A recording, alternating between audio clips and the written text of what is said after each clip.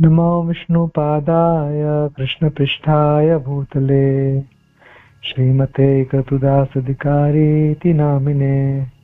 नमो विष्णुपादाय कृष्णपृष्ठाय भूतले श्रीमते भक्तिवेदांत स्वामिनिति नामिने। नमस्ते सारस्वते देवे गौरवाणी प्रचारिणे निर्विशेष शून्यवादी पाश्चात्य देशतारिणे। नमो महावदन्याय कृष्ण प्रेम प्रदायते कृष्णाय कृष्ण चैतन्य नामने गौरत्से नमः। हे कृष्ण करुणा सिंधु दीनबंधो जगत्पते गोपेश गोपिका कांत राधा कांत नमस्तुते। तप्त कांचन गौरांगी राधे वृंदावनेश्वरी वृषभानुसुते देवी प्रणमामि हरिप्रिये। सकल्पतरुभ्यश्च कृपा सिन्धुभ्यैव च पतितनां पावनेभ्यो वैष्णवेभ्यो नमो नमः। जय श्री कृष्ण चैतन्य प्रभु नित्यानंद श्री अद्वैत गदाधर श्रीवासादि गौर भक्त वृंद। हरे कृष्णा कृष्ण कृष्ण हरे हरे हरे राम हरे हरे। श्रील प्रभुपाद की जय, गुरु महाराज की जय, गौर भक्त वृंद की जय। हरे कृष्णा।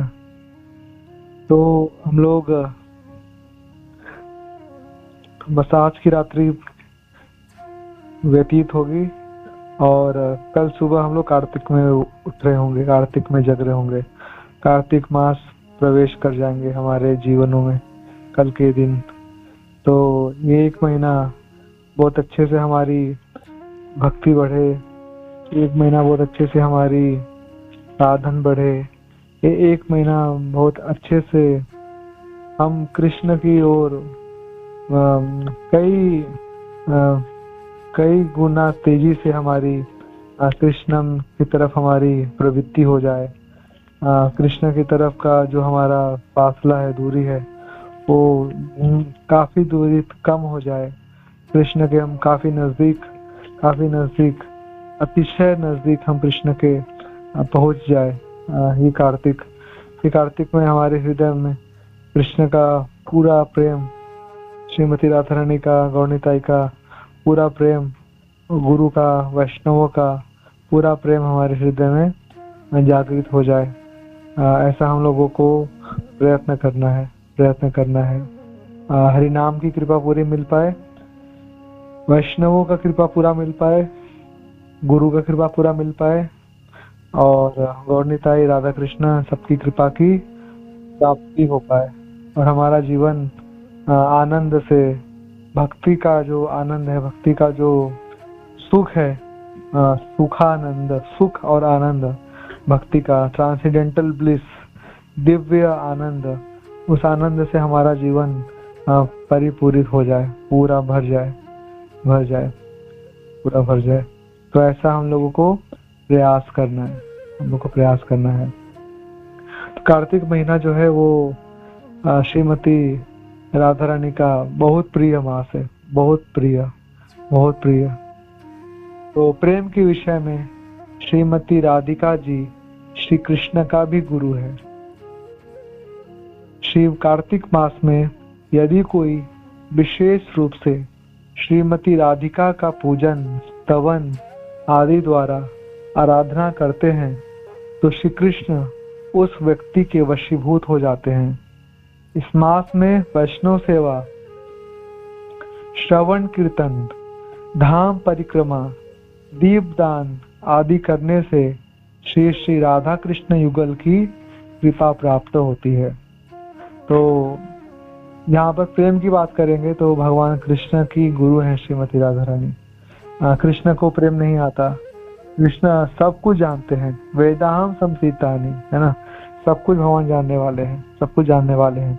लेकिन प्रेम का जहाँ पे बात आती है तो कृष्ण वहाँ पे कृष्ण हार जाते हैं। वहाँ पे कृष्ण गोपीजनों से, राधा रानी से कृष्ण हार जाते हैं। आ जाते हैं। और राधा रानी की प्रेम वैचित्री को देख के कृष्ण के अंदर भी चमत्कार उत्पन्न होता है कि इतना विचित्रता है राधा रानी के प्रेम में, इतना अद्भुत प्रेम को कैसे ही कर सकता है। कृष्ण भी राधा रानी के अद्भुत प्रेम और इस मनोभाव को कृष्ण भी समझ नहीं पाते हैं। जितना समझने का प्रयास करते हैं कृष्ण राधा रानी को समझे, उतना ज्यादा राधा रानी और प्रेम कर लेते हैं कृष्ण को। कुछ समझ भी पाते होंगे कृष्ण तो राधा रानी की प्रेम कई गुना ज्यादा बढ़ जाती है और कृष्ण फिर से लाचार हो जाते हैं।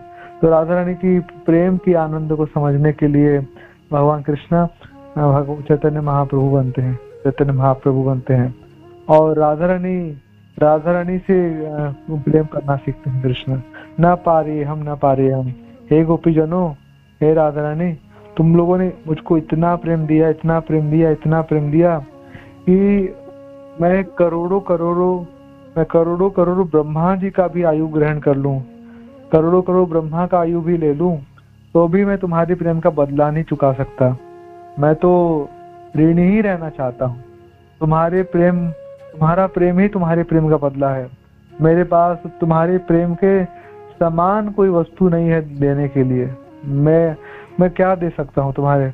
भगवान कृष्ण असम ऊर्ध्व है, असम ऊर्ध्व, उनका कोई बराबरी नहीं है और उनसे कोई ऊंचा भी नहीं है। असम ऊर्ध्व भगवान, असम ऊर्ध्व भगवान।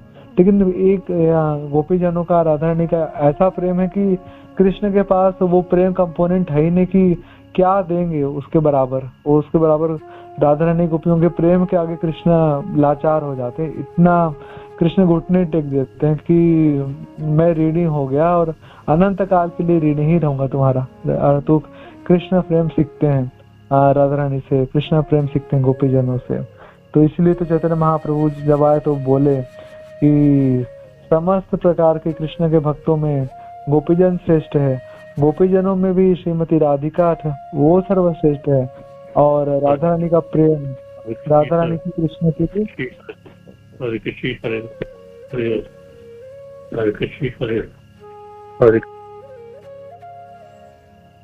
और राधा रानी का कृष्ण के लिए जो प्रेम है वह सर्वश्रेष्ठ है, वह सर्वश्रेष्ठ है। गोपीजन राधा रानी कृष्ण की सर्वश्रेष्ठ उपासिका है, सर्वश्रेष्ठ उपासिका है। चैतन्य महाप्रभु ने सिंपली बस गुणगान किया, महान प्रेम में गुणगान किया। तो राधा रानी से प्रेम करना भगवान श्री कृष्ण सीखते हैं। और ये जो पूरा महीना है वो कार्तिका देवी है, श्रीमती राधा रानी का महीना है। और इस महीने में अगर कोई राधा रानी की उपासना करता है, राधा रानी की उपासना करते तो भगवान कृष्ण उसके वशीभूत हो जाते हैं, उसके वश में आ जाते हैं। भगवान उसके वश में आ जाते हैं। भगवान कृष्ण बोलते हैं वो कि राधा रानी के साथ मेरी उपासना कर रहा है और कृष्ण अपने आप को उसको पूरा शक्ति को दे देते हैं। तो इस महीने में भक्त लोगों को क्या करना चाहिए? वैष्णव की खूब सेवा करना चाहिए, वैष्णव की सेवा। कृष्ण से तो मार, कृष्ण जीते पारो, ढाई तब पाछे पाछे। तो जो वैष्णव है, कृष्ण तो वैष्णव के जेब में रहते हैं। गुरु महाराज कहते हैं वैष्णव के जेब में कृष्ण रहते हैं। और अगर वैष्णव किसी से प्रसन्न है तो उनको कृष्ण को दे सकते हैं, उनको कृष्ण को दे सकते हैं। तो वैष्णव को खूब प्रसन्न करना चाहिए, खूब वैष्णव से श्रवण कीजिए, खूब वैष्णव की सेवा में लगिए और वैष्णव को इनवाइट कीजिए, वैष्णव को प्रसाद खिलाइए, वैष्णव को दान आदि कीजिए। वैष्णव के सानिध्य में धाम, वृंदावन धाम से सब स्थाने हेरिबु आमी प्रणय भक्त संगे। उन सारे स्थानों पे जहाँ पे भगवान कृष्ण, राधा रानी और भगवान कृष्ण के पार्षद लोगों ने लीला करी, उन सारे स्थानों पे मैं प्रेमी भक्तों के साथ जाऊंगा और मैं उनका दर्शन करूंगा। प्रेमी भक्तों के मुखों से धामों का दर्शन करें। अकेले अकेले वृंदावन नहीं जाना है, भक्त लोगों के साथ में, प्रेमी भक्तों के साथ में वृंदावन जाना है और धामों का दर्शन करना है। तो आंखों से भी करेंगे, हमारी आंखें दिया ही है भगवान ने। आंखों का एक ही उद्देश्य है कि आंखें देखें, कृष्ण को देखें, आंखें कृष्ण को देखें। आंखें हमारी पवित्र हो जाती है, आंखों के लिए उत्सव होता है। अभी कार्तिक महीना में आंखें धन्य धन्य होंगी, कार्तिक मास में आंखें धन्य धन्य होंगी। तो इतने सुंदर श्रृंगार हो रहे होंगे भगवान के, गौरनिताई के, कृष्ण बलराम के, राधा श्याम सुंदर ललिता विशाखा देवी के। तो उनको देख देख के पूरा मंदिर, इस्कॉन मंदिर वृंदावन दुल्हन के जैसा सजा होगा। तो देख देख के आंखें धन्य हो रही होंगी, आंखों के लिए उत्सव होगा, नयन उत्सव, नयनों का फेस्टिवल, फेस्टिवल फॉर आइज, नयनों के लिए उत्सव होगा वो। आंखों की धन्यता होगी, आंखें पवित्र होंगी, है ना। जब शरीर झुकेगा भगवान को प्रणाम करने के लिए उधर, और शरीरों में जब इतने सारे हजारों लाखों वैष्णवों का जब स्पर्श होंगे तो शरीर शरीर धन्य होगा, पवित्र होगा, जिह्वा पवित्र होगी कार्तिक मास में प्रसाद ग्रहण करके भगवान के, है ना। तो हर प्रकार से हमारी बाह्य इंद्रिय भी सारी धन्य होंगी, और हर प्रकार से हमारी जो मन सूक्ष्म इंद्रिया है, मन आदि, वह भी धन्य होंगे। मनों में पूरे तरीके से भगवान की छवि बसे रहेंगे, और हमारे जो छोटे से चंचल से कृष्ण, यशोदा मैया जिनको बांध रही हैं, उनकी भी छवि बसेंगी। एटलीस्ट इस महीना तो बसी रहेगी। हर एक भक्त, एटलीस्ट इस्कॉन के भक्त जो भी हैं, उनके हृदय में तो ये छवि बसी रहेंगी, और वो सब हर शाम में दीपदान करेंगे तो भगवान की पूरी छवि मनों में भी बसेंगे। तो हमारा मन भी धन्य होंगे। तो इस तरह से वैष्णव के संग में जाना है हमें। वैष्णव और कैसे देखना हमें, आंखों से तो देखना है, बट मोर देन आइज हमें कानों से देखना। कर्ण रंध्रेण कृष्ण दर्शन, कर्ण के छिद्रों से वैष्णव के मुख से कथाओं का श्रवण करके हम कृष्ण का दर्शन करेंगे। और धामों में वैष्णव के साथ में परिक्रमा आदि करेंगे। ऐसा करने से भगवान कृष्ण राधा रानी की कृपा की प्राप्ति होती है। और क्या करना है इस महीने में, दामोदर अष्टकम गोपी गीत को तो गाना ही चाहिए। दामोदर अष्टकम तो कंपल्सरी है, गाइए। संभव हो तो गोपी गीत गाइए, और गोपी गीत नहीं गा सकते तो गोपी गीत श्रवण करिए। और क्या करना चाहिए, अगर और हमारे पास थोड़ा फ्री टाइम है तो नंदन अष्टकम, यानी कृष्ण का अष्टक, नंदन अष्टकम, और श्री राधिका कृपा कटाक्ष स्तोत्र, इसका भी पाठ कर सकते हैं, ऑप्शनल है।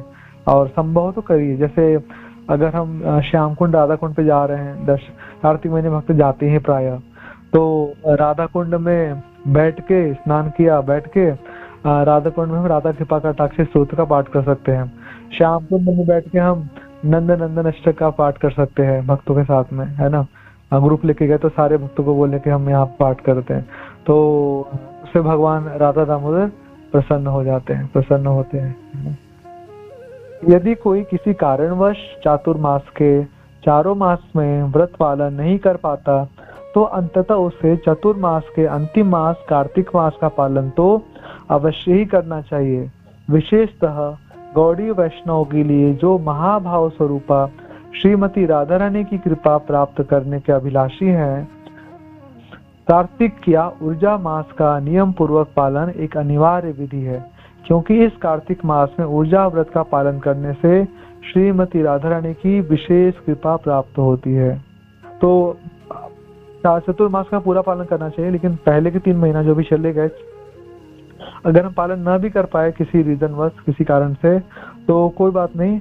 अभी का जो कल से शुरुआत हो रहे हैं वो को चौथा महीना चतुर्मास का, यानी कार्तिक मास का पालन तो सारे वैष्णवों को जरूर से करना चाहिए। और अगर हम सबको राधा रानी की कृपा प्राप्त करनी है तो जरूर से इसको कार्तिक व्रत का पालन करना चाहिए। मिस नहीं, एक भी दिन हमें मिस नहीं करना है। पूरे दिन, पूरा महीना हमें कार्तिक मास का पालन करना है। इसको ऊर्जा मास भी कहते हैं। ऊर्जा मास यानी इतनी ज्यादा भक्ति की ऊर्जा पूरे संसारों में विद्यमान हो जाती है इस कार्तिक मास में, है ना। तो इसके लिए उसको ऊर्जा मास या ऊर्जा व्रत को का नाम दिया जाता है।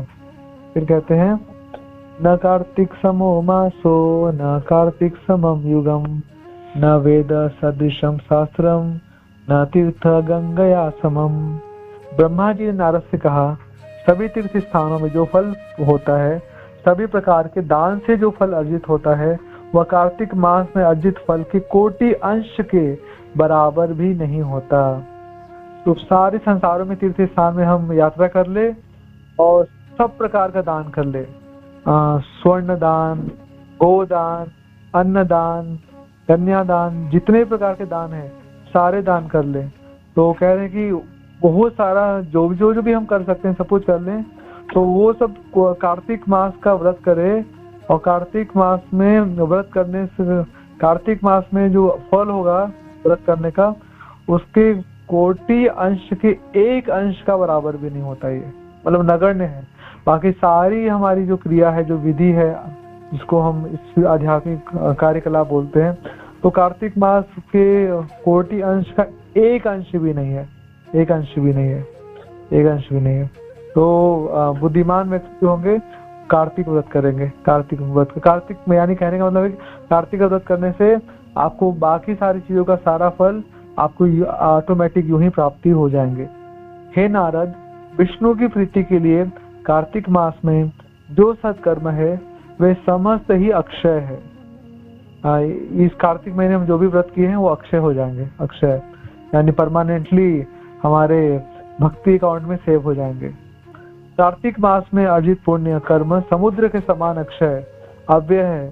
हे ब्राह्मण, कार्तिक मास के समान कोई मास नहीं है, सत्यु के समान कोई युग नहीं है, वेदों के जैसा कोई शास्त्र नहीं है, गंगा के समान कोई तीर्थ नहीं है। अतः कार्तिक मास वैष्णव का सर्वदा प्रिय है। तो कार्तिक महीने के समान बाकी कोई महीना नहीं है और वैष्णव को बहुत प्रिय है कार्तिक मास। हर भक्त इंतजार करता है कार्तिक मास कब आएंगे। कार्तिक मास बहुत प्रिय, बहुत बहुत प्रेम करते हैं भक्त लोग कार्तिक मास में। ये स्कंद पुराण में हमने कोट किए। तो अगला कहते हैं, ब्रह्मा ने नारद से कहा, हे नारद, जितने समस्त व्रत हैं उन सभी का फल केवल एक जन्म के लिए होता है, किंतु कार्तिक में किए गए व्रतों का फल सैकड़ों जन्मों तक प्राप्त होता रहता है। वाराणसी, कुरुक्षेत्र, नैमिषारण्य, पुष्कर तीर्थ में जाने से जो पुण्य होता है, कार्तिक व्रत करने से वही प्राप्त किया जा सकता है। तो बाकी सारे व्रतों के पुण्य एक जन्म के लिए मिलेंगे, फिर जन्म समाप्त हो, पुण्य समाप्त। कार्तिक मास में अगर व्रत कर लिया तो सैकड़ों जन्मों तक इसकी प्राप्ति होगी पुण्य की। और सारे तीर्थ दिशाओं का नामों बता रहे हैं, काशी, कुरुक्षेत्र, नैमिषारण्य, पुष्कर आदि। यहाँ पे जाने से जो पुण्य मिलेगा कार्तिक महीने में, बस व्रत करने से ये पुण्य प्राप्त हो जाएगा। अपने जगह रह के भी हम पूरे संसार में किसी भी कोने में रहे, कार्तिक मास का पूरी करें तो हमारे सारे तीर्थों का सारा फल हमें वैसे भी प्राप्त हो जाता है। हे ब्राह्मण, साधु सेवा, विष्णु की कथा श्रवण, विष्णु का अर्चन कली काल में अति दुर्लभ है। जल दान, गोदान, सूर्य ग्रहण में, कुरुक्षेत्र में स्नान का फल कार्तिक व्रत में एक ही दिन में लाभ हो जाता है। तो कोई जल दान कर रहा है, किसी को प्यासे को पानी पिलाते हैं, गायों का दान कर रहे हैं, सूर्य ग्रहण लगता है तो कुरुक्षेत्र में स्नान करना चाहिए। तो वो सब का जो फल है एक दिन कार्तिक व्रत करने से हमको प्राप्ति हो जाता है। तो बहुत इंपॉर्टेंट है ये। हे नारद, जो मनुष्य कार्तिक मास में भगवान के गीता शास्त्र की चर्चा करते हैं उन्हें संसार में दोबारा आना नहीं पड़ता। जो व्यक्ति कार्तिक मास में भक्ति पूर्वक नियम से विष्णु मंदिर की तथा धाम परिक्रमा, हरि के समक्ष भक्ति पूर्वक गीत वाद्य और नृत्य करते हैं, उन्हें परम पद प्राप्त होता है। हे मुने, कार्तिक मास में यत्न के साथ प्रतिदिन भागवत का पाठ करने से 18 पुराणों को पाठ करने का फल लाभ होता है। तो कार्तिक महीने में हमें पूरे कार्तिक महीने गीता पढ़ना है, एटलीस्ट एक श्लोका डेली हमें गीता पढ़ना है, सुनना है। और अगर हम गीता पढ़े पूरे कार्तिक महीने में, हमारा दोबारा जन्म नहीं होगा। बहुत बड़ा बेनिफिट है और कितना सुंदर ऑफर है भगवान की तरफ से। और कार्तिक महीने में अगर हम एक ही श्लोक डेली भागवत का पढ़ पाए बिना गैप किए और पूरी श्रद्धा के साथ, तो फिर क्या प्राप्ति होंगे? 18 पुराणों फल पढ़ने का फल हमें प्राप्ति हो जाएंगे। तो हमें गीता भी पढ़ना है पूरे कार्तिक और भागवत भी पढ़ना है, दोनों ग्रंथों को हमें पढ़ना है। स्कंद पुराण में श्री कृष्ण सत्यभामा से कहते हैं, जो लोग कार्तिक मास में दीपदान और तुलसी की सेवा करते हैं वे देवताओं के द्वारा वंदनीय और विष्णु के प्रियतम होते हैं। प्रियतम प्रियतम, प्रिय प्रियतर प्रियतम। तो जो लोग भी दीपदान करेंगे, भक्त लोग हमारे सारे करते हैं, तुलसी की सेवा करते हैं भक्त सारे, तो वो देवता लोग उनकी पूजा करते हैं, देवताओं के भी पूजनीय हो जाते हैं और कृष्ण भगवान के सबसे मोस्ट फेवरेट, डियर मोस्ट बन जाते हैं। वो प्रिय जो हमें अच्छा लगता है, प्रीता जो हमें बहुत अच्छा लगता है, और प्रियतम जो हमें सबसे अच्छा लगता है। तो भक्त लोग को भगवान बहुत ज्यादा प्रेम करते हैं, क्योंकि सारे भक्त कार्तिक का व्रत करते हैं। तो कृष्ण का प्रिय बनना हो तो क्या करें, हम सब कार्तिक व्रत का पालन करेंगे। कार्तिक में दीपदान का महत्व। दीपेनापि हि यत्रासौ यते हरि ईश्वर सुगीतम च तदात्यैव परदीप प्रबोधनात्। कार्तिक मास में केवल एक दीप अर्पित करने मात्र से ही भगवान कृष्ण प्रसन्न हो जाते हैं। भगवान कृष्ण उस व्यक्ति की महिमा का गुणगान करते हैं जो किसी अन्य व्यक्ति के निमित्त भगवान को दीप अर्पित करता है। It's very important.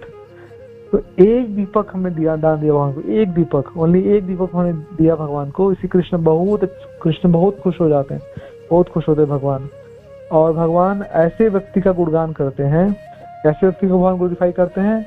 मान लीजिए कि कोई किसी कारण से कोई दीप अर्पित नहीं कर पा रहा है और हम उसके बिहाफ पे दीप अर्पित करें, भगवान को बोले भगवान आप कृपा करके कंसीडर कर लीजिएगा, वो व्यक्ति जो नहीं कर पाया उसको कंसीडर कर लीजिएगा। सपोज हमारे फैमिली मेंबर में कुछ लोग नॉन डिवोटीज हैं जो भक्त नहीं है, हम भक्त हैं और हम कुछ फैमिली मेंबर न्यूट्रल हैं।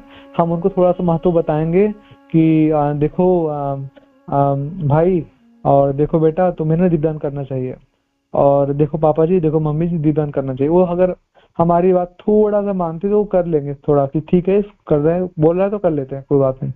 कुछ लोग ऐसे होंगे जो बिल्कुल एंटी जैसे होंगे और वो बिल्कुल भी हमारी बातों को मानेंगे नहीं, और हम उनको बोल भी नहीं सकते, कभी कभी ऐसा होता है। तो ऐसी कंडीशन में अगर हम आउट ऑफ कंपैशन हम उनको बोल नहीं पाएंगे, बोल भी देंगे तो हमारी बात मानेंगे नहीं, तो उनका कार्तिक व्रत पूरा होगा नहीं। तो आउट ऑफ कंपैशन, बहुत दया दिखाते हुए अगर हम उनके लिए उनके हम अपनी दीप ऑफरिंग करेंगे ही। घर के 4 मेंबर तो चारों को दीपक ऑफर करना चाहिए, तो हम अपनी दीप तो ऑफरिंग करेंगे ही भगवान को, हम उनका भी दीप ऑफर कर देंगे, एक्स्ट्रा दीपक उनके लिए हर दिन पूरे कार्तिक। भगवान को बोलेंगे भगवान ये आप उनकी तरफ से एक्सेप्ट कीजिए, स्वीकार कीजिए। भगवान बहुत खुश होते हैं, भगवान की ये देखो उसका भी कल्याण करना चाहता है, उसके नाम से दीपक अर्पित कर रहा है, तो कृष्णा बिकम वेरी प्लीज्ड। तो हम ऐसे किसी का भी, हमारे किसी भी रिश्तेदार, कोई भी हमारे फ्रेंड, कोई भी हमारे सर्कल, जिसको भी हम चाहते हैं कि उसको भगवान की इस प्रकार की कृपा प्राप्ति हो, जो किसी कारण से नहीं कर पा रहा है, तो अगर हम उसको करते तो उसको पूरी लाभ प्राप्ति होती है। भगवान ही बहुत प्रसन्न होते हैं। भगवान ऐसे जो दीपदान करता है उसको बहुत ग्लोरीफाई कर रहे हैं, उसको बहुत यश गान करते हैं उसका। बहुत सुंदर था। ततः प्रीतमा विष्णुर आराधिका गोपिका सुच कार्तिके पूजनीय च श्री दामोदर सन्निधौ। पद्म पुराण में कहा गया है कि समस्त गोपिकाओं में श्रीमती राधा रानी ही श्री कृष्ण की प्रियतम है, अतः श्री दामोदर के साथ कार्तिक में श्री राधा जी की पूजा करनी चाहिए। अर्थात कार्तिक मास में श्री राधा दामोदर जी की पूजा का विशेष महात्म्य है। तो राधा रानी कृष्ण को सबसे प्रिय है। गोविंदानंदिनी राधा गोविंद मोहिनी, गोविंद सर्वस्व राधा। गोविंद भगवान को मोहित करने वाली है राधा रानी। गोविंद भगवान जगत मोहन है और राधा रानी जगत मोहन मोहिनी है, जगत मोहन को मोहित करने वाली है। गोविंद आनंदिनी राधा, गोविंद भगवान को आनंद देने वाली है राधा रानी। गोविंद सर्वस्व राधा, गोविंद भगवान की सर्वस्व है, सब कुछ है राधा रानी। प्राण वल्लभा, गोविंद भगवान की प्राणों को प्रिय है राधा रानी। गोविंद प्राण वल्लभा, गोविंद भगवान को प्राणों से भी अतिशय प्रिय है राधा रानी। तो ऐसे अगर कृष्ण को खुश करना है तो कृष्ण की अकेले पूजा नहीं, कृष्ण के वाम भाग में श्रीमती राधिका ठाकुरानी विराजमान हो और उन राधा दामोदर की हम पूरे कार्तिक हम पूजा करेंगे। उनको हम हर प्रकार से सुंदर सजाएंगे, हर प्रकार से सुंदर आभूषण, सुंदर पुष्प आदि और सुंदर सब कुछ हम उन्हें अर्पित करेंगे और साथ में पूजा करेंगे राधा दामोदर की। तो अब तो हमने देख लिया कि क्या क्या करना है, और जो कार्तिक मास का व्रत नहीं करते हैं उनका क्या होगा। ब्रह्मा जी नारद से कहते हैं, हे धार्मिक श्रेष्ठ, जो व्यक्ति दुर्लभ मनुष्य जन्म प्राप्त कर कार्तिक व्रत का पालन नहीं करता, वह पिता माता की हत्या करने वाले पापी के समान होता है। जो व्यक्ति व्रत का कोई संकल्प न लेकर दामोदर प्रिय कार्तिक मास को बिता देता है, वह सभी धर्मों से बहिष्कृत होकर तिर्यक योनि, पशु पक्षी योनि प्राप्त करता है। हे मुनि श्रेष्ठ, जो मनुष्य कार्तिक मास में व्रत नहीं करता, उसे ब्रह्मघाती, गोघाती और सर्वदा मिथ्यावादी समझना चाहिए। तो यहाँ पे दुष्परिणाम बता रहे हैं। जैसे हमने बाकी महीना जी लिया, वैसे ही कार्तिक का महीना भी साधारणतः से जी ले। कार्तिक का व्रत न करे, ज्यादा माला न करे, कार्तिक भगवान को कुछ स्पेशल ट्रीट न दे, भगवान को दामोदर अष्टकम, गोपी गीत न गाए, दीपदान आदि न करे, और धाम आदि में न विचरण करें, भक्तों की संगति न करे, भक्तों की सेवा आदि न करे, विषेद कुछ न करे, तो फिर कार्तिक महीने का व्रत आदि को पूरा नहीं करते हैं, तो फिर क्या होगा? माता पिता की हत्या करने का पाप लगेगा, और कह रहे हैं कि सारे धर्म से च्युत हो जाएगा, वो धर्महीन हो जाएगा, और पशु पक्षी बनेगा। तेरे को नहीं, पशु पक्षी बनेगा अगले जन्मों में। और ब्राह्मण का हत्या करा, ब्रह्म हत्या का पाप लगेगा। गायों का हत्या करा, गो हत्या का पाप लगेगा। और मिथ्या, हमेशा असत्यवादी है, ऐसा बन जाएगा वो।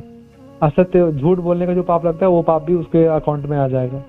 गृहस्थ व्यक्तियों के द्वारा कार्तिक व्रत नहीं करने पर उनके सारे पुण्य कर्म विफल हो जाएंगे। तो कोई बहुत अच्छा गृहस्थ हो, घर की सारी जिम्मेदारी निभाता हो, अच्छा पति हो, अच्छा पत्नी हो, अच्छी माता पिता हो, अच्छे भाई बहन हो, अच्छे सास ससुर हो, अच्छे दादा दादी हो, पूरे गृहस्थ का जो भी ड्यूटी है, अच्छे से धन कमाना धर्म पूर्वक, और घर को संचालन करना, बच्चे को बड़ा पोषण करना, पालन पोषण करना, पति के लिए सती रहना, पत्नी के लिए वफादार रहना, जो कुछ भी माता पिता की सेवा, जो कुछ भी उसने अर्जित किया है गृहस्थ का धर्म का पालन करके, सारा पुण्य जो अर्जित किया है, सारा अच्छा कर्म जो किया है, वो सारे पुण्य से च्युत हो जाएगा। वो सारे पुण्य उसके जीरो हो जाएंगे। अगर कोई गृहस्थ कार्तिक मास का पालन नहीं करता, तो गृहस्थी के सारे पुण्यों से च्युत हो जाएगा, सारे पुण्यों से नीचे गिर जाएगा वो, है ना।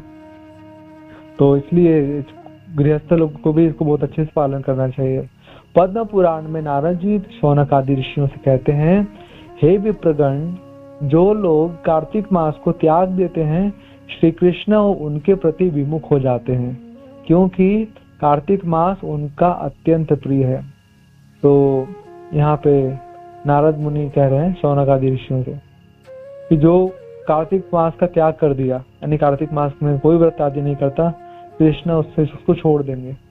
कृष्ण उनके प्रति विमुख, लोग पहले जीव कृष्ण से विमुख रहता है, अनादिकाल जीव कृष्ण बहिर्मुख, अतएव माया तारे दे संसार दुख।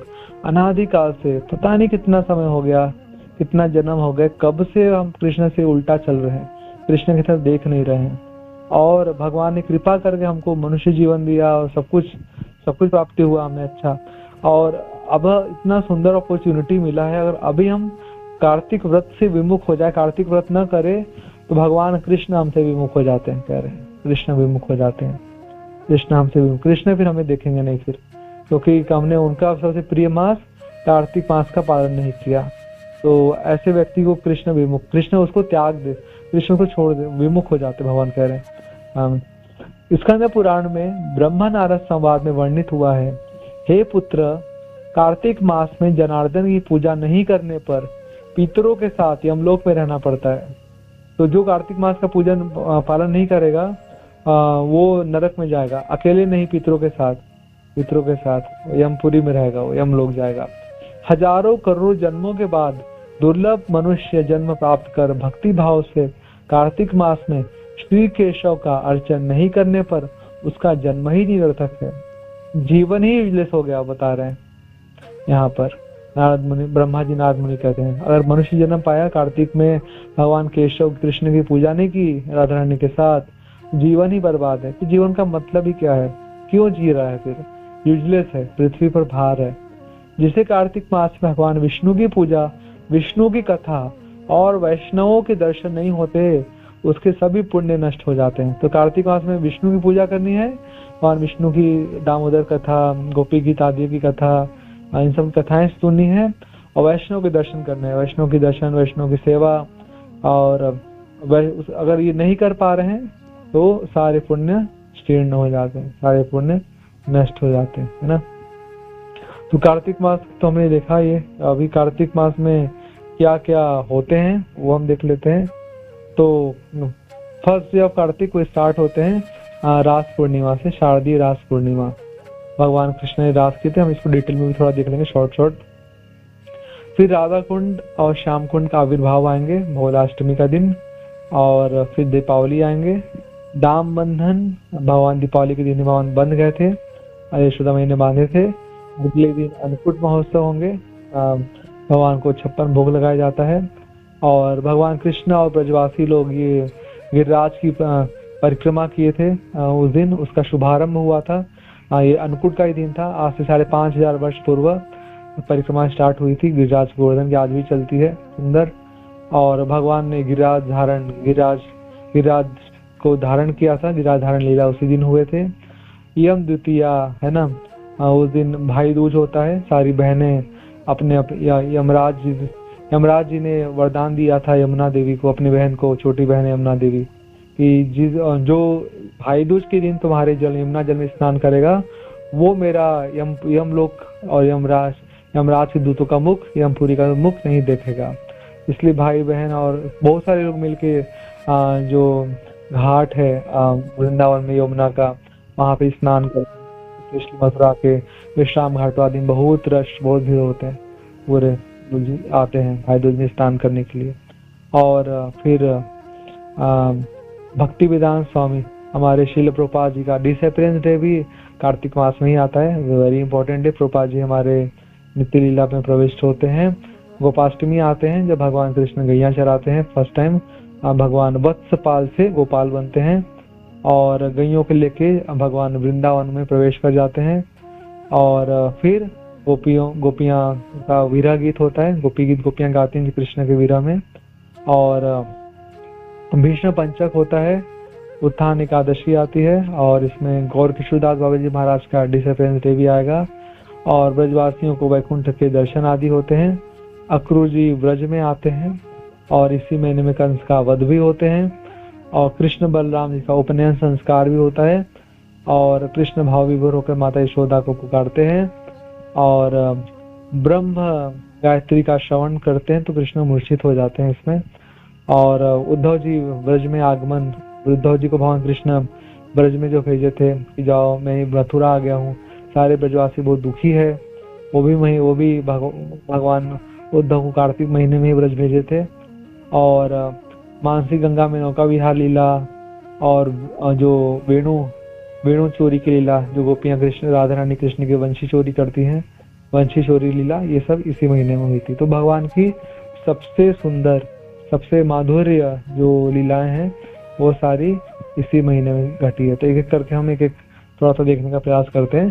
तो शारदीय रास लीला ये क्या होते हैं? कार्तिक मास के प्रथम दिन में ही श्री कृष्ण ने वृंदावन के वंशी वट के तट में अगणित गोपियों के साथ शारदीय रास आरंभ किया था। कितनी गोपियां थी?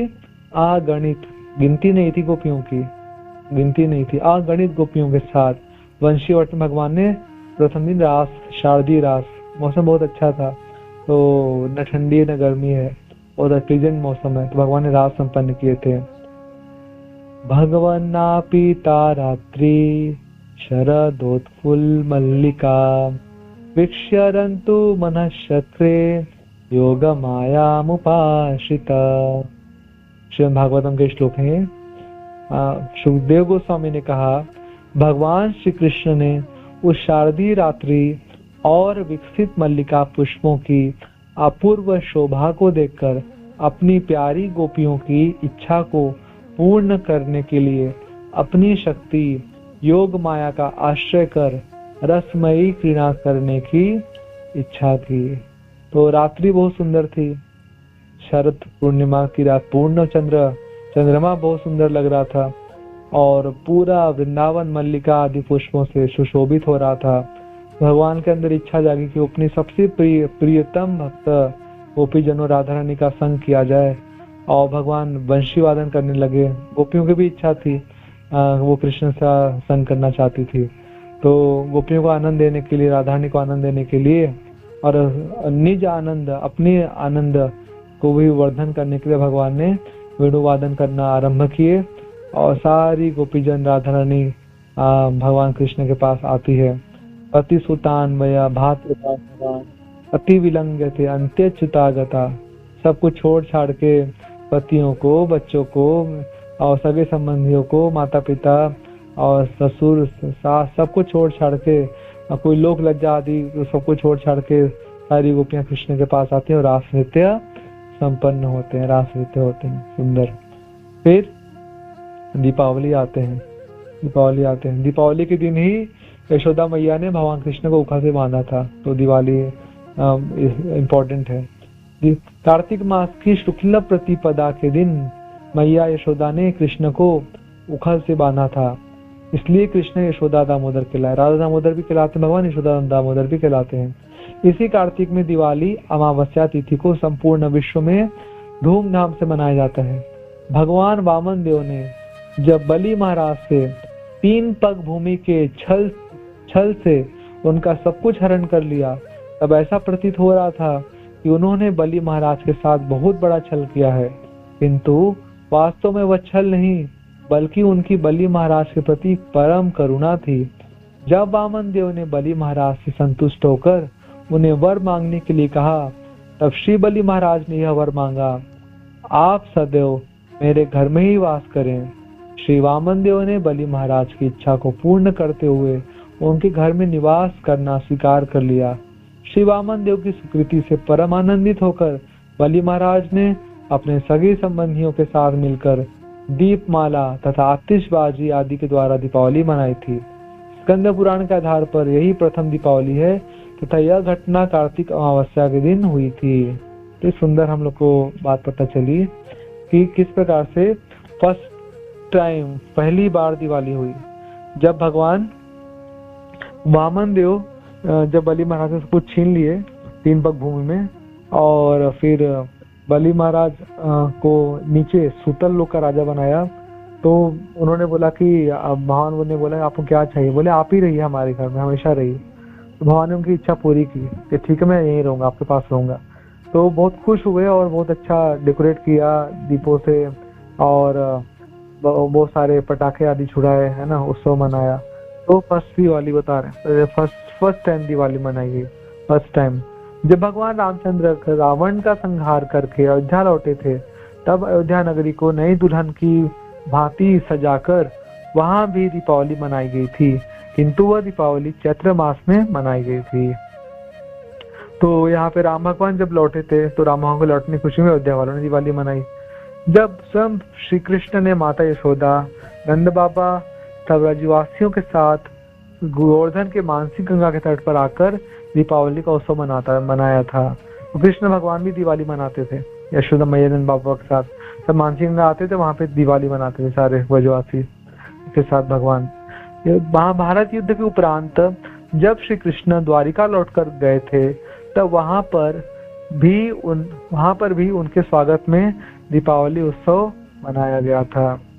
तो कृष्ण जब द्वारिका गए तो द्वारिका में भी दिवाली मनाया गया था जब महाभारत युद्ध बीत गया था।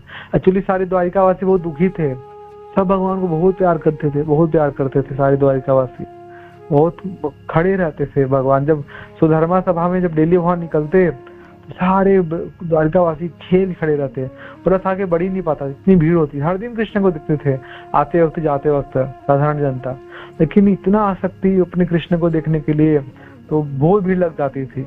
तो इतना लंबा समय का वो हो गया था, गैप हो गया था। जब कुरुक्षेत्र में भगवान गए थे युद्ध लड़ने के लिए वहां पर पांडवों के साथ, तो बहुत लंबा समय गैप हो गया। तो जब वो आए भगवान वापस, तो बहुत सुंदर दीपावली मनाई गई द्वारिका में कृष्ण के आने की खुशी में। दीपावली का अर्थ है प्रकाश, तमसो मां ज्योतिर्गमय, अर्थात अंधकार से प्रकाश की ओर चलो। श्री कृष्ण का भजन करने पर ही हम अंधकार से निकलकर प्रकाश की ओर जा सकते हैं।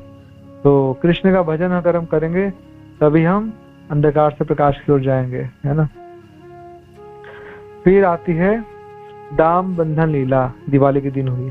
कार्तिक मास की शुक्ला प्रतिपदा के दिन मैया यशोदा ने कृष्ण को उखल से बांधा था, इसलिए कृष्ण यशोदा दामोदर कहलाए। इसी कार्तिक मास में गांठुली नामक ग्राम में सखियों ने नटखट कृष्ण को राधिका जी के साथ बांध दिया था, इसलिए कृष्ण राधा दामोदर कहलाए। तो इसी कार्तिक यशोदा मैया ने बांधा कृष्ण को, और गाठुली नामक गांव में यहाँ पर सखियों ने, राधा रानी की गोपियों ने कृष्ण को और राधा रानी को साथ में एक दूसरे के साथ बांध दिया था, इसलिए दोनों का नाम इसलिए राधा दामोदर भी कृष्ण को कहा जाता है।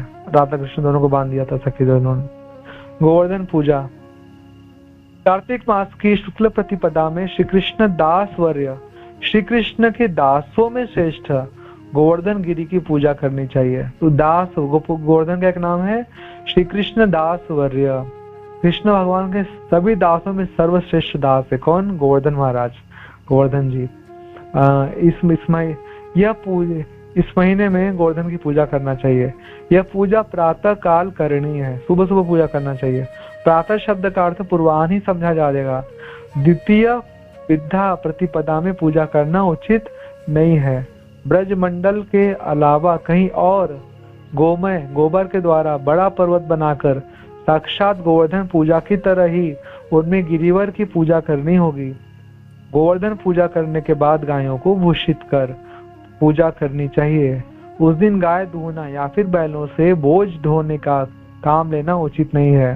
हरि भक्ति विलास सनातन गोस्वामी जी कह रहे हैं कि आप तो गोवर्धन की परिक्रमा लगाएंगे उस दिन सुबह सुबह, और अगर गोवर्धन नहीं जा सकते तो अपने अपने घरों में गोबर के पर्वत जैसा आकार से गिरिराज बनानी चाहिए और उनका पूजा करना चाहिए, उनकी परिक्रमा आदि देनी चाहिए। और उस दिन गो दोहन करना चाहिए, गायों को सजाना चाहिए। वैसे तो गायों को सोने आदि से सजाते हैं, बहुत ज्यादा ऐश्वर्य है, सोने के गाय को घंटी, सोने के माला, सोने के सब कुछ है ना। और नहीं है तो चांदी, और नहीं तो सिंपल भी चलेगा। गाय को डेकोरेट, बहुत लोग हाथों में जो एक रेड होते हैं, नाम वो याद नहीं कर पा रहा, वो रेड हाथों में, इससे वो गायों के हाथों में छापे लगाते हैं, तरह तरह के सुंदर सुंदर डिजाइन बनाए जाते हैं। ब्रज में गायों के मोर से सजाए जाते हैं, गायों की और बैलों की पूजा की जाती है। उस दिन बोले सनातन गोस्वामी, उस दिन गायों और उस दिन बैलों से काम मत कराओ, बैलों से बोझा मत ढुलाओ उस दिन। इस प्रकार यथारीति गोवर्धन और गायों की पूजा करने से श्री कृष्ण चंद्र अत्यंत प्रसन्न होते हैं। तो 3 पूजा करनी है हमें, गोवर्धन की पूजा करनी है, गायों की पूजा करनी है और बैलों की पूजा करनी है। गोवर्धन, गायों और बैलों का वर्धन होना चाहिए। गोवर्धन इनकी पूजा करने से गोवर्धन पूजा में कृष्ण भगवान बहुत प्रसन्न होते हैं। इस दिन ब्रजेंद्र नंदन कृष्ण के परामर्श अनुसार समस्त ब्रजवासियों ने अपनी वार्षिकी इंद्र पूजा त्याग कर श्री गिरिराज गोवर्धन की पूजा के लिए व्रत किया था। खीर, मद्रू-सूप, इष्टक, शुष्कुली, विविध व्यंजन आदि, दूध, दही आदि तथा अन्न कूट का पर्वत बनाकर उन्होंने श्री गिरिराज जी को भोजन कराने की व्यवस्था की थी। श्री कृष्ण ने भी उस गिरि रूप को धारण कर मैं ही शैल हूं कहकर बहुत पूजा ग्रहण की थी। इसलिए सैद्धांतिक रूप से श्री गिरिराज श्री कृष्ण के ही द्वितीय रूप स्वरूप तथा सर्व अभिष्ट प्रदाता के रूप में प्रमाणित हुए। बाद में श्री मध्व संप्रदाय गुरु यतिराज श्री माधवेंद्र पुरी ने श्री गिरिराज जी के निकट गोपाल जी को प्रकट कराकर पुनः इस उत्सव को प्रवर्तन किया था। चैतन्य चरितामृत मध्य लीला चतुर्थ अध्याय में यह सुंदर वर्णन है कि इस प्रकार सारे ब्रजवासियों ने कृष्ण कहने पे इंद्र की पूजा रोक दी, गिरिराज की पूजा करी, खूब सुंदर सुंदर उनको कृष्ण गिरिराज जी को भोग लगाया। और उसके बाद कृष्ण खुद ही गिरिराज कृष्ण ने खुद दर्शन दिया सबको और बोला कि मैं ही गिरिराज हूँ, मैं ही शैल हूँ, मैं ही पर्वत हूँ। और सारी भोग को कृष्ण ने खाए, ग्रहण किया। और उसके बाद फिर माधवेंद्र पुरी जी जब आए तो चैतन्य महाप्रभु के गुरु चैतन्य महाप्रभु के दादा गुरु माधवेंद्र पुरी, उनने वहां पर सुंदर गोपाल विग्रह की स्थापना करी, जो अभी नाथ द्वारा में श्रीनाथ जी उनकी स्थापना करी। तो गिरिराज जी के ऊपर हमारे वैष्णव लोग गिरिराज पर्वत के ऊपर पाँव नहीं रखते, वो स्वयं कृष्ण का ही स्वरूप है। चैतन्य महाप्रभु गिरिराज पे पाँव नहीं रखते थे, गिरिराज की चारों तरफ से परिक्रमा करते थे, गिरिराज के ऊपर नहीं चढ़ते थे। हम लोग को भी गिरिराज पे चरण पाँव नहीं रखना हमारा। उस समय से विशेषकर गौड़ी वैष्णव गण अन्नकूट महोत्सव के द्वारा प्रतिवर्ष उक्त दिवस को गोवर्धन पूजा के रूप में मनाते हैं। ये तो गोवर्धन पूजा हो। अब आते हैं यम द्वितीया। कार्तिक मास की शुक्ला द्वितीया को यम द्वितीया भी कहते हैं। इसी दिन यमुना जी ने अपने भाई यमराज जी को प्रीतिपूर्वक भोजन बनाकर खिलाया था।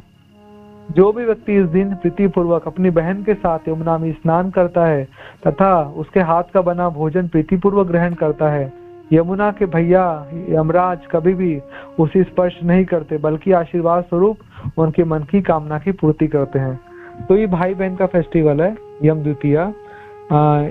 यमराज जी की बहन यमुना महारानी ने अपने भाई यमराज जी को सुंदर भोजन खिलाया था। यमराज जी को बहुत अच्छा लगा और यमराज जी ने फिर वर दिया कि कुछ वर मांगो। यमुना देवी ने वर मांगा कि जो भी आज के दिन मेरे जल में स्नान करेगा आप उनको दर्शन मत दीजिएगा। तो यमराज जी खुश हो गए और उनको वरदान दिया। तो उस दिन यमुना में स्नान करना चाहिए और उस दिन स्नान करने से यमराज जी आशीर्वाद करते हैं, उनकी सारी मनोकामना पूर्ण करते हैं। गोपाष्टमी। इसी कार्तिक मास में ही श्री कृष्ण की बाल्य लीला के समाप्त होने पर उनकी पौगंडी लीला प्रारंभ हुई थी तथा वे प्रथम बार बछड़ों को चराने के लिए घर से बाहर निकले थे। श्री कृष्ण की आयु छोटी होने के कारण श्री नंद बाबा ने केवल बछड़े चराने की आज्ञा दी, गैया नहीं। जिस दिन श्री कृष्ण गोप बनकर बछड़े चराने के लिए पहली बार बाहर गए थे उस दिन अष्टमी तिथि थी, इसलिए तभी से यह गोपाष्टमी कहलाती है। तो गोपाष्टमी में भगवान बछड़े आदि चराने के लिए बाहर निकले। और गोपाष्टमी में एक सुंदर और भी लीला हुए थे। जब श्रीमती राधा रानी गोप वेश बना के कृष्ण से मिलने आई थी और कृष्ण ने पहचान नहीं पाए थे, तो तभी से राधा रानी के भी गोप वेश के दर्शन गोपाष्टमी के दिन होते हैं। और राधा रानी के चरण, राधा रानी धोती कुर्ता पहनी होती है, पगड़ी लगाई होती है, और तो राधा रानी के चरण के दर्शन भी होते हैं। तो ये अपॉर्चुनिटी हमको लाभ उठाना चाहिए, राधा रानी के चरणों का दर्शन का सौभाग्य लेना चाहिए। गैया चराने के उद्देश्य से श्री कृष्ण का वृंदावन में प्रवेश। सर्वप्रथम शरद ऋतु में ही अच्युत कृष्ण ने अपनी सखाओं सहित वन में प्रवेश किया था। शरद ऋतु में वृंदावन अत्यंत मनोहर रूप धारण करता है। वर्षा ऋतु में नदियों तथा सरोवरों का जल थोड़ा मैला हो जाता है, किंतु शरद ऋतु में मानसी गंगा, कुसुम सरोवर आदि सभी सरोवरों का जल निर्मल हो जाता है। उनमें अत्यंत सुगंधित कमल खिल उठते हैं और उन कमलों की सुगंध को सर्वत्र पहुंचाने वाली पवन धीरे धीरे बहने लगती है। ऐसे सुंदर वातावरण में श्री कृष्ण गैया चराने के लिए वन में प्रवेश करते हैं। तो बहुत सुंदर वातावरण में कृष्ण भगवान शरद ऋतु में, अभी ठंडा भी, हम सब कार्तिक में वृंदावन में प्रवेश करेंगे तो कितना सुंदर एटमॉस्फेयर होता है कार्तिक का, बहुत अच्छा मनोरम वातावरण होता है। तो ऐसे सुंदर वातावरण में कृष्ण जब यमुना का जल, मानसिंह आदि का जल स्वच्छ है, कमलों से भरा पड़ा है, सुगंधित शीतल वायु बह रही है, तो ऐसे भगवान गैया चराते गोचारण करते वनों में प्रवेश करते हैं भगवान। कार्तिक भीष्म पंचक क्या है? लास्ट कार्तिक महीने के लास्ट 5 दिन को भीष्म पंचक बोलते हैं। भीष्म पंचक कार्तिक मास की उत्थान एकादशी से प्रारंभ करके पूर्णिमा तक के 5 दिन भीष्म पंचक के नाम से जाने जाते हैं। बहुत से भक्त लोग इन 5 दिनों में अनेक पारमार्थिक क्रियाएं करते हैं। तो इस भीष्म पंचक के दिनों में भीष्म पितामह जी ने पांडवों को, युधिष्ठिर महाराज को धर्म का उपदेश दिए थे। और इस दिन भक्त लोग व्रत करते हैं। एक दिन केवल दूध, थोड़ा सा दूध पी के रहेंगे, फिर एक दिन दही खा के रहेंगे, इस प्रकार को, फिर गोमूत्र और फिर गाय का गोबर, इस प्रकार थोड़ा थोड़ा चीज ग्रहण करते हैं भक्त लोग 5 दिनों तक। तो कठिन व्रत का पालन करते हैं। उत्थान एकादशी भी आती है इसमें। शयन एकादशी से प्रारंभ करके उत्थान एकादशी तक के 4 मासों में भगवान श्री हरि शयन करते हैं और इस उत्थान एकादशी के दिन उठते हैं, इसलिए इस एकादशी का नाम उत्थान एकादशी है। तो चतुर्मास में भगवान सो जाते हैं ना, उत्थान एकादशी के दिन भगवान उठ जाते हैं, जग जाते हैं दोबारा। श्री गौर किशोरदास बाबा जी महाराज का तिरुभाव।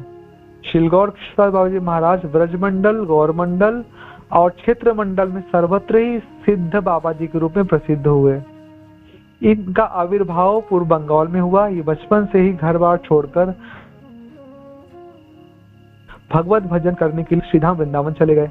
वृंदावन में श्री जगन्नाथ दास बाबा जी के संग में रहकर हरि कथा इत्यादि श्रवण करते थे। इनका वैराग्य इतना कठोर था कि कभी कभी भूख लगने पर श्री राधा कुंड अथवा यमुना का कीचड़ भी खा लेते थे। तो ये हमारे गौर कृष्णदास बाबा जी महाराज, भक्ति सिद्धांत सरस्वती महाराज के गुरु महाराज, और ये सुंदर कह रहे कि बहुत वैरागी थे और भूख लगती थी यमुना के कीचड़, राधा कुंड के कीचड़ खाते थे। जब उनसे श्रीधाम वृंदावन में आराध्या देवी श्रीमती राधा रानी का विरह सहन नहीं हुआ, तब वे श्रीधाम नवदीप में कुलिया शहर में निवास करते हुए भजन करने लगे। तो बहुत विरह होता था इनको, और जब विरह सहन नहीं हुआ, इनकी पीड़ा बढ़ने लगी, तो उन्हें वृंदावन छोड़ के नवदीप मायापुर में आ गए, वहां पे रहने लगे। श्रील भक्ति सिद्धांत सरस्वती ठाकुर ने इन्हीं महापुरुष को गुरु रूप में वर्ण किया था। ब्रजवासियों द्वारा वैकुंठ धाम के दर्शन। इसी कार्तिक मास की द्वादशी के दिन श्री नंद बाबा जब एकादशी व्रत पालन करने के बाद ब्रह्म मुहूर्त से थोड़ी देर पहले यमुना में स्नान करने के लिए गए, तो वरुण देवता ने उनका अपहरण कर लिया। तत्पश्चात नंद बाबा को ढूंढते हुए श्री कृष्ण भी वरुण लोक गए और श्री नंद बाबा को पुनः व्रज ले आए। इसी उपलक्ष्य में श्री कृष्ण ने समस्त व्रजवासियों को वैकुंठ धाम का दर्शन कराया। तो सुंदर लीला हुई थी कार्तिक मास में। वरुण देव को कृष्ण से मिलना था और कृष्ण आ नहीं रहे थे, तो वरुण देव ने सोचा कि कृष्ण के पिताजी को किडनैप कर लेते हैं, तो अपने पिताजी को लेने तो आएंगे ही। तो वरुण यानी जल के देवता, उनने पिताजी नंद बाबा स्नान करने के लिए गए यमुना में, और वरुण देव ने उनको उठा लिया और रख लिया अपने पास। तो जब नहीं आए तो कृष्ण भगवान गए, उनको दर्शन आदि दिए और फिर उन्होंने पिताजी को वापस लौटाया। और उसी समय भगवान कृष्ण ने सारे ब्रजवासियों को वैकुंठ के दर्शन कराए थे। तो ये लीला भी कार्तिक में संपन्न हुए। अक्रूर का व्रज आना एवं कृष्ण द्वारा कंस का वध। इसी कार्तिक मास में ही श्री कृष्ण के हृदय की अभिलाषा को जानने वाली योग माया ने कंस के हृदय में प्रेरणा दे करके उनके माध्यम से अक्रूर को ब्रज में जाने के लिए आदेश दिलवाया, तथा उन्हीं योग माया ने अक्रूर के माध्यम से नंद बाबा और ब्रजवासियों को मथुरा जाने के लिए प्रस्तुत कराया। अक्रूर स्वयं श्री कृष्ण और बलदेव को मथुरा ले गए। इसी घटना के बाद गोपियों ने अक्रूर को कभी अक्रूर कहकर संबोधित नहीं किया, बल्कि वे उन्हें क्रूर कहकर उनके प्रति दोषारोपण करती थी। श्री कृष्ण ने मथुरा में कंस का वध भी इसी मास में किया था। तो कंस ने इसी महीना में कृष्ण भगवान को बुलाया था, अक्रूर जी लेने आए थे। और गोपियां इतना दुखी थी, गोपियां अक्रूर जी को गाली करती थी, बोलती थी अक्रूर नहीं, इसका नाम बिल्कुल उल्टा रखा गया है, ये तो अक्रूर मतलब जो क्रूर नहीं है, जो मतलब दयालु है, वो है अक्रूर। और गोपियां कहती इसका नाम क्रूर होना चाहिए, इसका नाम क्रूर होना, बहुत क्रूर है, निर्दयी है, इसने तो हमारे हृदयों पे वज्रपात गिरा दिया है, वज्र गिरा दिया, हमारे दिल तोड़ दिया इसने, ये तो क्रूर है, इसका नाम क्रूर होना चाहिए, क्रूर नहीं है। इसी महीने में लीला हुई थी। गोपी जन कितना रो रहे, इतना तड़प रही थी जब कृष्ण वृंदावन छोड़ के जा रहे थे। तो इसी महीने में लीला हुई थी, कार्तिक महीने में। कृष्ण और बलराम का उपनयन संस्कार। इसी मास में श्री कृष्ण और बलराम का उपनयन संस्कार संपन्न हुआ था। ब्रज में पालन पोषण होने कारण श्री कृष्ण के मन में यह भाव था कि वे ग्वाल बाल हैं और श्री नंद तथा यशोदा उनके माता पिता हैं। किंतु वसुदेव और देवकी विचार कर रहे थे, यदि हम वैदिक संस्कृति के अनुसार कृष्ण का उपनयन संस्कार संपन्न करेंगे, तब श्री कृष्ण के मन में भाव आएगा कि वे वसुदेव देवकी ही मेरे वास्तविक माता पिता हैं।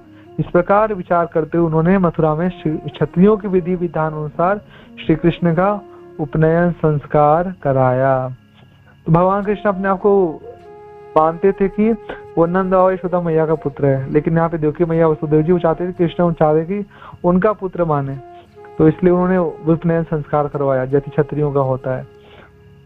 कृष्ण द्वारा भाव विभोर होकर माता यशोदा को पुकारना। उपनयन संस्कार के बाद माँ से भिक्षा मांगनी होती है। जब कृष्ण को अपनी माँ से भिक्षा मांगने हेतु कहा गया तो वे भाव विभोर हो गए। यद्यपि देवकी सामने ही विराजमान थी, फिर भी कृष्ण उनके पास नहीं गए, बल्कि उन्हें तो अपनी मैया यशोदा का स्मरण हो आया। वे भाव विभोर होकर पुकारने लगे, हे माँ तुम कहाँ हो। तो कृष्ण भगवान अभी मथुरा में आ गए हैं, कंस का वध हो चुका है, उपनयन संस्कार संपन्न कराया वसुदेव देवकी जी ने। भिक्षा मांगनी थी माँ से, शिक्षा आरंभ होगी ना, अभी शिक्षा आरंभ होगी, वो अपने गुरु के पास जाएंगे पढ़ने के लिए, सांदीपनी मुनि के पास उज्जैन में। तो भिक्षा माँ भिक्षा देती है। यहाँ देवकी मैया सामने खड़ी थी, लेकिन कृष्ण को यशोदा मैया की बहुत याद आ रही थी, और कृष्ण बहुत विरह भाव में यशोदा मैया का नाम पुकारते, हे माँ तुम कहाँ हो। इस प्रकार देवकी और वसुदेव ने देखा कि उपनयन का आयोजन कराने पर भी उनके मन की अभिलाषा पूर्ण न हो सकी। कृष्ण तो मतलब अपने हृदय से बहुत यशोदा मैया नंद बाबा को ही अपने माता पिता मानते थे, बहुत प्यार करते थे। ब्रह्म गायत्री श्रवण मात्र से श्री कृष्ण के मूर्छित होने के कारण उपनयन संस्कार के समय श्री गर्गाचार्य जी ने कृष्ण को ब्रह्म गायत्री मंत्र प्रदान किया था, और कृष्ण ने जब इस मंत्र को श्रवण किया तब वे अचेतन हो गए। उपनयन मतलब जनेऊ, जनेऊ मतलब एक तरह से सेकंड इनिशिएशन होता है दीक्षा के बाद, तो जनेऊ पहनाते हैं, तो यहाँ जनेऊ संस्कार हुआ था भगवान, उपनयन मतलब जनेऊ संस्कार। तो उसमें मंत्र गायत्री मंत्र दिया था, तो जब गायत्री मंत्र दिया गर्गाचार्य ने तो कृष्ण भगवान मूर्छित हो गए थे। क्यों?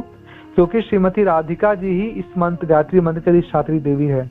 एक जगह पे राधा रानी कहती है कि गायत्री मंत्र मेरी उपासना का मंत्र है, गायत्री मंत्र जो जपता है वो गायत्री मंत्र से मेरी उपासना करता है। एक जगह पे राधा रानी ऐसा बोलती है। तो ये गायत्री मंत्र को जब सुने ना कृष्ण तो मूर्छित हो गए।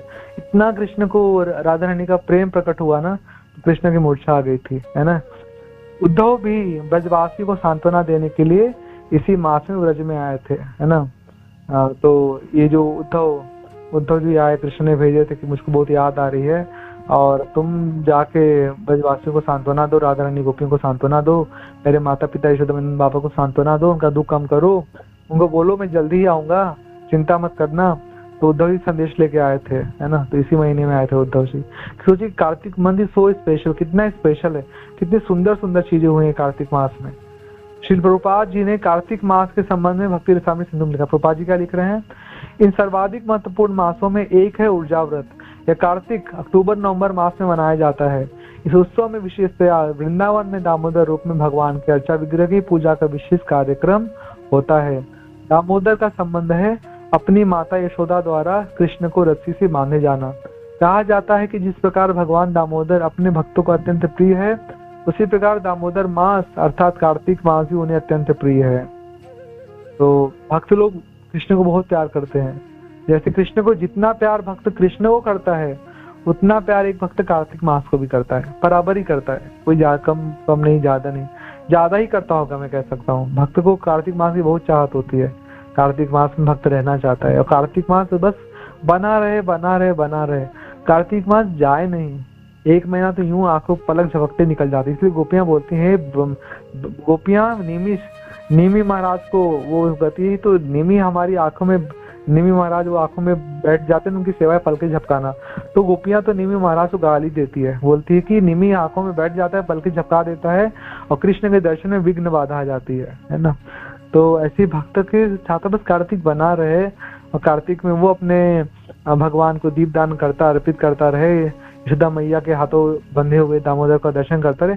कार्तिक जाए नहीं, कार्तिक जाए नहीं, कार्तिक तो रुका रहे, ठहर जाए, बस कार्तिक ठहर जाए, कार्तिक जाए नहीं, बस रुका रहे, कार्तिक ही कार्तिक चलता रहे, भक्त की अभिलाषा होती है।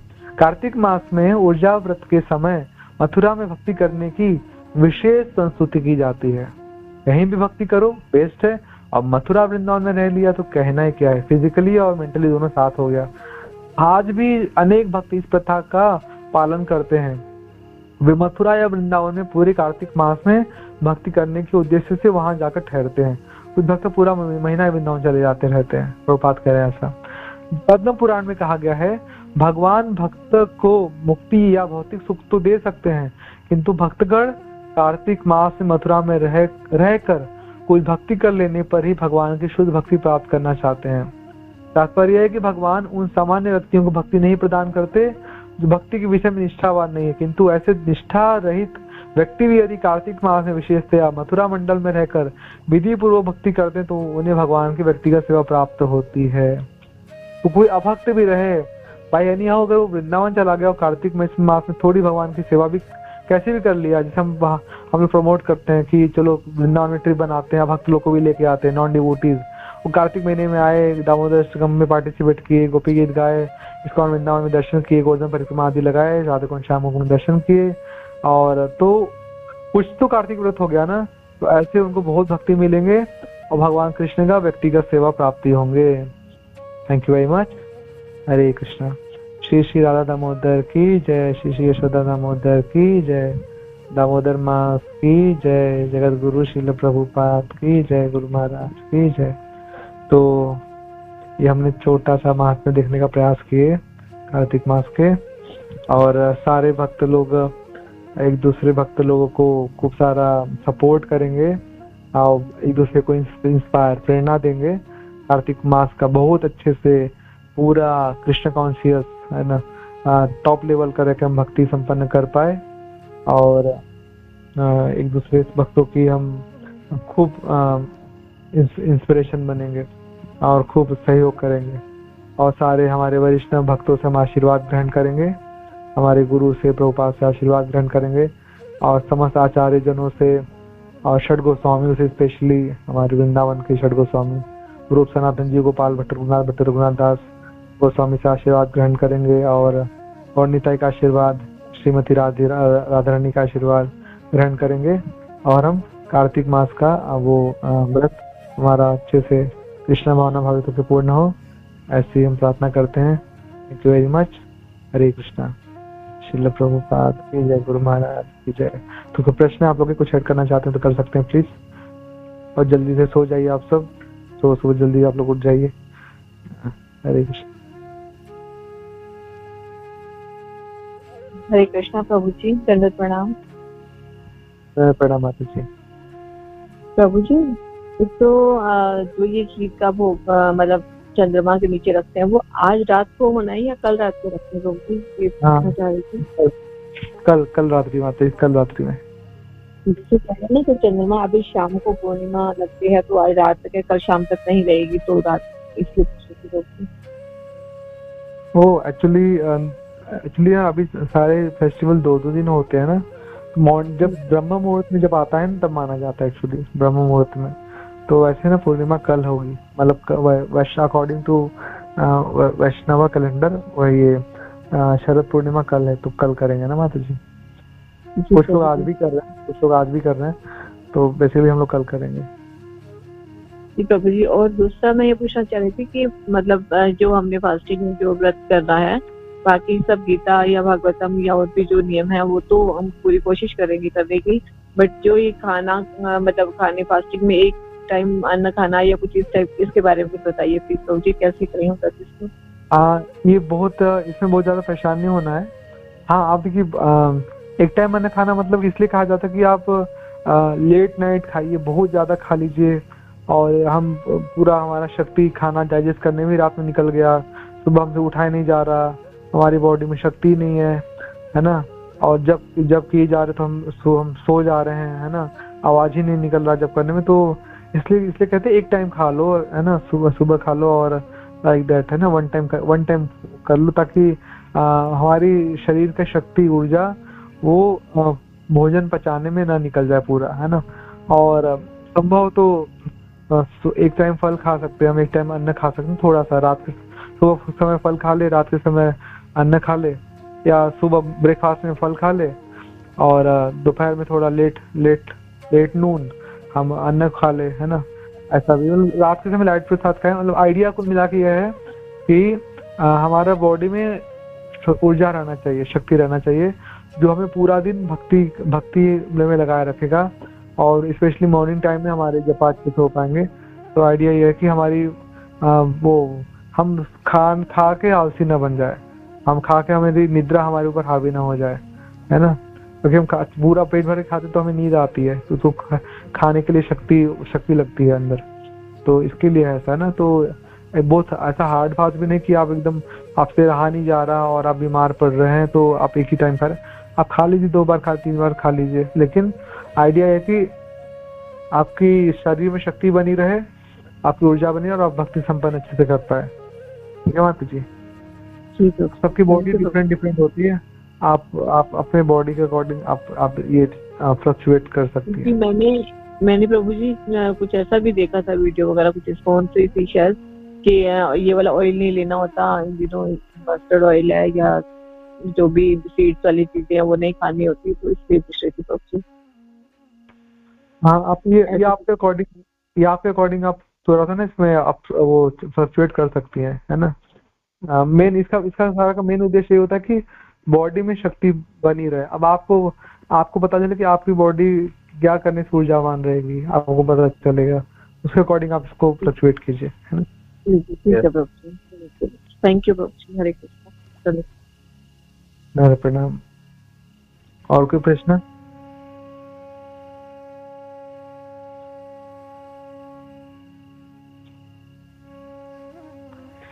ठीक है, तो बहुत बहुत धन्यवाद आप सबके।